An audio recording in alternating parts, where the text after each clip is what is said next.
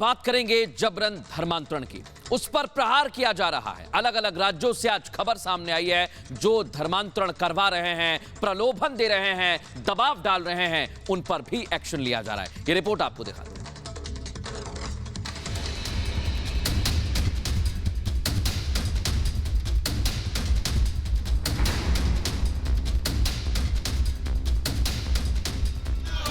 ये लोग आक्रोशित हैं, नाराज हैं और एक धर्म विशेष के खिलाफ जुलूस निकाल रहे हैं।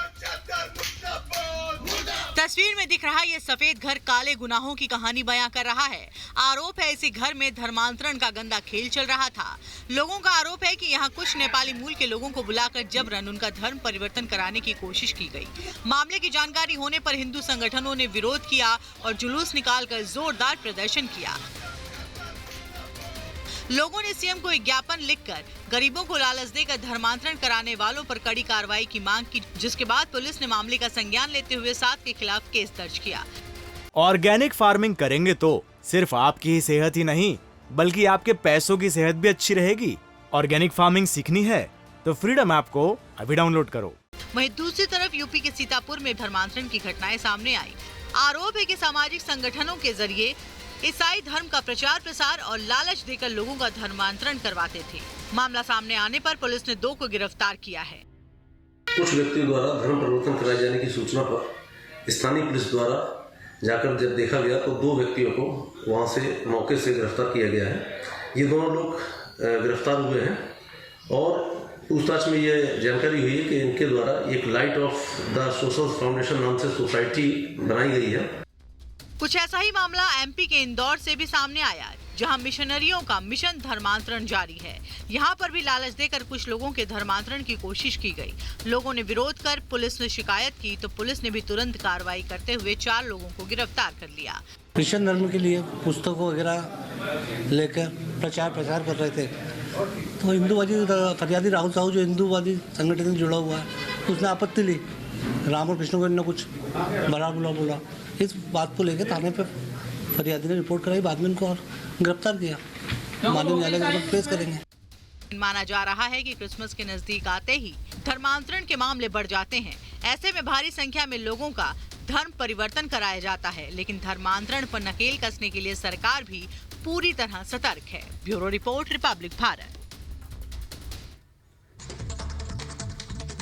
तो उत्तर प्रदेश के अलावा मध्य प्रदेश से भी ऐसे मामले सामने आ रहे हैं। एक तरफ धर्मांतरण के मामले बढ़ते जा रहे हैं, तो दूसरी तरफ धर्मांतरण मामले में सियासत भी अब गरमाने लगी है। बिल्कुल, धर्मांतरण मामले में विपक्ष को बीजेपी की पॉलिटिकल चाल नजर आ रही है, तो बीजेपी इसे गंभीर मुद्दा बताते हुए विपक्ष के नेताओं को जवाब दे रही है। रिपोर्ट आपको दिखाते हैं।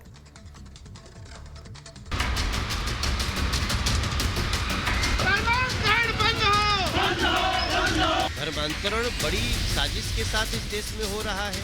मनगढ़ंत बातों से लगातार धर्मांतरण का काम किया जा रहा था। यूपी, उत्तराखंड, मध्य प्रदेश के कई इलाकों में धर्मांतरण के मामले बढ़ते जा रहे हैं।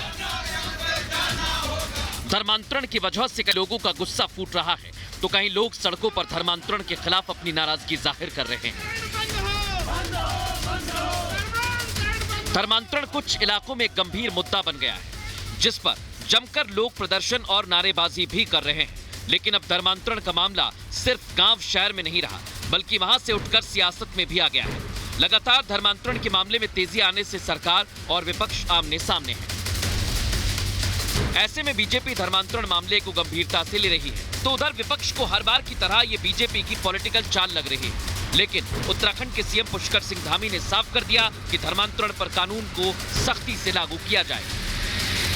तो डराकर धमकाकर तमाम प्रकार से मनगढ़ंत बातों से लगातार धर्मांतरण का काम किया जा रहा था और ये बदस्तूर जारी था। उसको रोकने के लिए यहाँ पर एक कड़ा कानून जरूरी था, जिसको हमारी सरकार ने हमने तय किया कि उत्तराखंड के अंदर जो भी अब धर्मांतरण के मामले में कहीं भी पाया जाएगा, जो भी इस प्रकार के गलत काम करते हुए पाया जाएगा, उसके खिलाफ कड़ी कार्रवाई होगी। और आज महामहिम जी ने भी उस पर अपना अनुमोदन दे दिया है, तो निश्चित रूप से अब एक कड़े कानून के रूप में उत्तराखंड में लागू हो जाएगा। बीजेपी एक्शन की बात कर रही है, तो समाजवादी पार्टी के अध्यक्ष अखिलेश यादव को धर्मांतरण कहीं नजर नहीं आ रहा। आपको दिखाते अखिलेश ने क्या कुछ कहा। कहाँ धर्मांतरण हो रहा है? हमने तो किसी सड़क पे नहीं देखा, ना किसी कॉलेज में देखा। आप इतने पत्रकार भाइयों बताओ, कहीं देखा हो तो बता दो।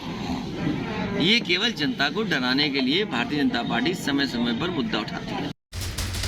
अखिलेश के इस बयान पर बीजेपी भड़क उठी है और अखिलेश यादव को करारा जवाब दिया है। धर्मांतरण बड़ी साजिश के साथ इस देश में हो रहा है।